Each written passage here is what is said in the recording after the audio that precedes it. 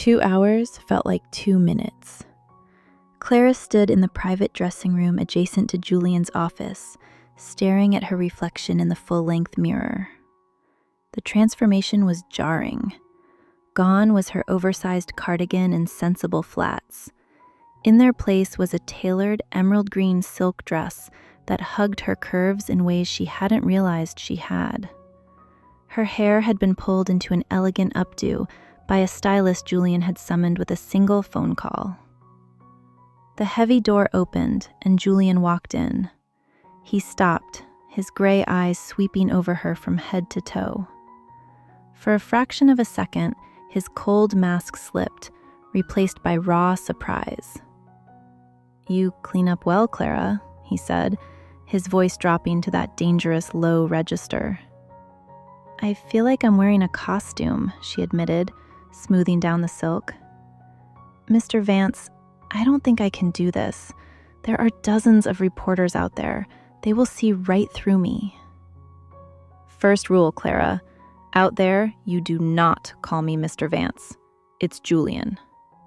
And second, they will only see what we show them."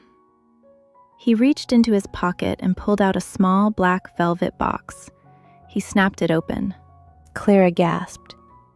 Resting on the satin was a flawless 5-carat emerald-cut diamond ring, flanked by smaller baguettes. It was blindingly beautiful and terrifyingly expensive. "Give me your hand," Julian commanded softly. Clara hesitated, then extended her left hand. Her fingers were trembling. Julian took her hand in his. His grip was warm, firm, and surprisingly gentle. As he slid the heavy ring onto her ring finger, a strange electric jolt shot straight up her arm. She looked up, catching him staring at her lips again before he quickly looked away. "A perfect fit," he murmured, releasing her hand. "Now, remember the story. We've been secretly dating for 6 months. It started here in this office, late nights working together. I fell hard, proposed last night, and you said yes." "It sounds like a fairy tale," Clara mocked gently. "People know you don't do fairy tales." "They know I get what I want," Julian countered, offering his arm. "And right now, I want you by my side. Let's go." Clara took a deep breath, slipped her hand through his muscular arm, and let him lead her out into the lion's den. The grand conference room was packed. The moment the doors opened, a wall of blinding white flashes hit them. The noise was deafening, shouted questions, clicking cameras, and the rustle of notebooks. Clara instinctively shrank back, but Julian's arm tightened against her side, anchoring her. They walked to the podium. Julian stood tall, radiating absolute confidence. He raised a hand, and the room instantly fell silent. "Thank you all for coming," Julian announced, his voice booming through the microphones. "I know there has been much speculation about my personal life and how it affects the upcoming merger with the Sterling Group. Today, I am happy to put those rumors to rest." He looked down at Clara, a smile on his face that looked frighteningly genuine. "I want to introduce you to my fiancée, Clara Montgomery." Another wave of flashes erupted. A reporter in the front row stood up. "Mr. Vance, she's your executive assistant. Is this just a PR stunt to satisfy Arthur Sterling's demands for a family man?" Julian didn't blink. He chuckled, a rich, warm sound that charmed the room. "I used to think love was a distraction, Marcus. But Clara changed everything. Working closely with her, I saw her brilliance, her loyalty, and her heart. I realized I couldn't run my empire without her, or live my life without her." Julian turned to Clara, grabbing her by the waist and pulling her flush against his body. "Show them the ring, darling." Clara lifted her hand, her mind spinning.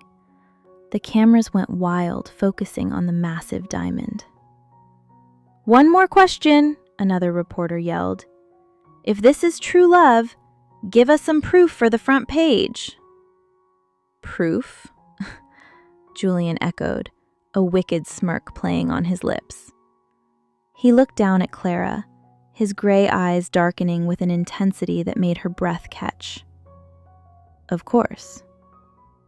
Before Clara could process what was happening, Julian lowered his head. His lips met hers. Clara's eyes widened in shock. She expected a cold, staged press of the lips. Instead, Julian's mouth was warm, possessive, and devastatingly soft. He kissed her with a passion that felt terrifyingly real, his hand moving up to cradle the back of her neck, deepening the kiss. For a terrifying, beautiful moment, the reporters disappeared. The flashing lights faded. There was only the scent of rain and cedar wood, and the sudden, undeniable hunger of Julian's lips against hers. Clara found herself melting into him, her fingers gripping his lapels just to stay upright. When he finally pulled away, both of them were breathing heavily. Julian's eyes were wild, a sudden storm brewing in the gray depths. The press room erupted in applause and frenzied camera clicks. They had their front page story. Julian quickly regaining his composure, though his hand was still tight around her waist. "That is all for today. Thank you." He ushered her out of the room and back into the quiet sanctuary of his private office. The heavy doors shut, locking out the noise of the world. Clara immediately stepped back, breaking his touch. Her lips were still tingling, her heart hammering violently against her ribs. She looked at him, confused, angry, and breathless. "What was that?" she demanded, her voice shaking. "That kiss wasn't part of the deal." Julian turned his back to her, unbuttoning his suit jacket. When he turned around, the warm, loving fiancé was gone. The cold billionaire was back, but there was a tense tightness in his jaw.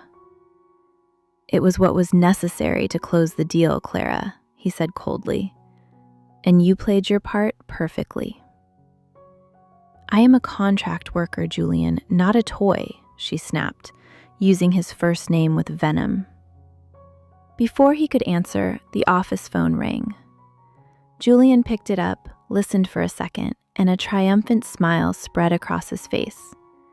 He hung up and looked at her. "That was Arthur Sterling's assistant," Julian said. The old man saw the live broadcast. He loved it. "The merger meeting is back on for next week, and we are both invited to his private estate this weekend to celebrate."